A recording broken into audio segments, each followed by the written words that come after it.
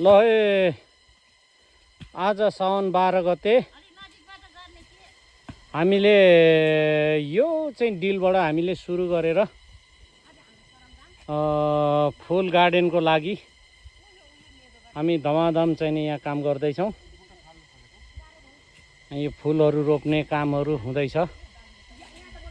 यहाँ फुलहरूलाई चाहिँ नि एकदम फुलाएर चाहिँ नि फुलले चाहिँ नि मगमग गर्ने चाहिँ नि सुगन्ध दिने बगैँचा गार्डन निर्माण गर्दैछौँ साथीहरूले। यहाँ चाहिँ नि यी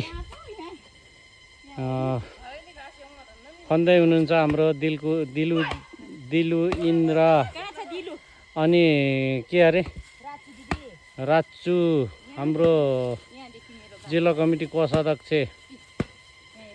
सारकुमार चामलिङ राईज्यू राजकुमारी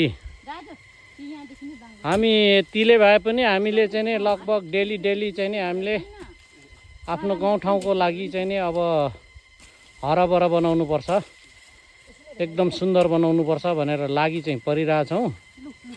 हाम्रो जिल्ला कमिटी सदस्य इन्द्र कुमारी राईज्यू पनि एकदम लागि पर्नु भएको छ। तपाईहरुले शान्त प्रसाद राई हाम्रो शान्त प्रसाद राईज्यू पनि लागि पर्नु भएको छ। हामी थोरै भए पनि हामीले धेरै राम्रो उपलब्धहरू गर्दैछौँ। हामीले चाहिँ नि यहाँ सफा सुग्घरहरूदेखि लिएर बिरुवाहरूको गोडमेल फुलहरू रोप्ने कामहरू हामीले गरिरहेछौँ।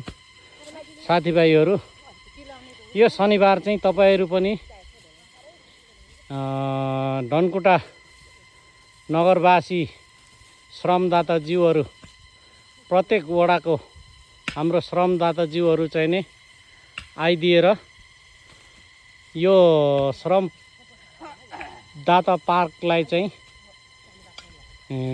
एकदम सरसहयोग गरिदिनु हुन विनम्र अनुरोध गर्दछौँ र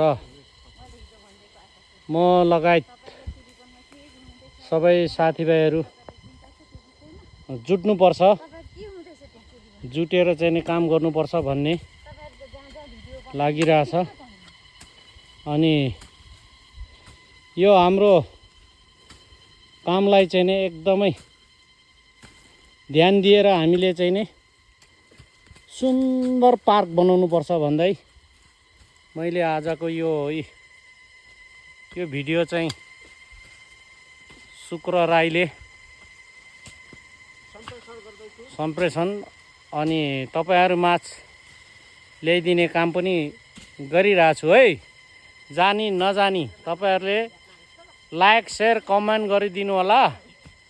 जय श्रमदान, जय माटो, जय हर्कबात, जय नेपाल। यहाँ जो जतिले जे भने पनि हामी आफ्नो काम छोड्दैनौँ। हर्कबातलाई हामी आत्मसात गरेर दिलो ज्यान दिएर हामी लागि पर्छौँ। हामी लाग्ने नै छौँ, गर्ने नै छौँ। यो चाहिँ नि हर्कबातलाई चाहिँ नि हामी जसरी भए पनि उजागर गर्नेछौँ। ल धन्यवाद छ है साथी हो।